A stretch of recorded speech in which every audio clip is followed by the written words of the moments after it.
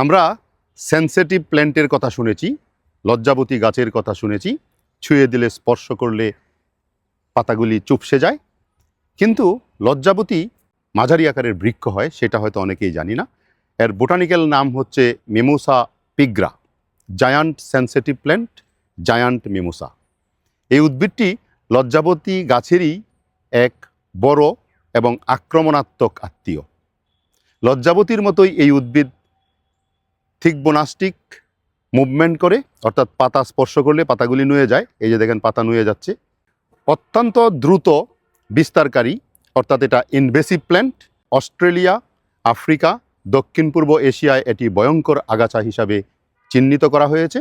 এটাকে একবার ছড়িয়ে পড়লে জলাভূমি, ফসলি জমি, আগ্রাসী হিসাবে এটা দখল করে নেয়। এর বীজ অসাধারণভাবে টিকে থাকতে পারে, অর্থাৎ একটা বীজ যখন বিস্ফোরণ হয়ে যায় তখন 20 থেকে 25 বছর পর্যন্ত সেটা মাটিতে জীবিত অবস্থায় থাকতে পারে। যতক্ষণ না সে অনুকূল পরিবেশ পায় ততক্ষণ পর্যন্ত এভাবে থেকে যায়। 20-25 বছর পরেও যদি সে অনুকূল পরিবেশ পায় তখন সেখান থেকে সে নতুন উদ্ভিদের জন্ম দেয়। কি আশ্চর্যজনক ক্ষমতা! নদীর তীর, হাওর, বিল, ডোবা, এই জায়গাগুলিতে এটি দ্রুত বৃদ্ধি পায়।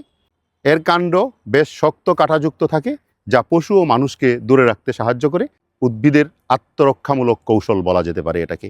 শিকড়ে থাকা ব্যাকটেরিয়ার মাধ্যমে, অর্থাৎ রাইজোবিয়াম ব্যাকটেরিয়া বাতাস থেকে মুক্ত নাইট্রোজেন সংবন্ধন করে, নাইট্রোজেন ফিক্সেশন করে, নাইট্রোজেনের আধিক্য বাড়িয়ে অন্য ফসলের যদিও এটা উপকার করে, কিন্তু এর আগ্রাসী ভূমিকার জন্য অন্য ফসলের আবার ক্ষতিও করে থাকে। এর অনেক মেডিসিনাল প্রপার্টিজ আছে।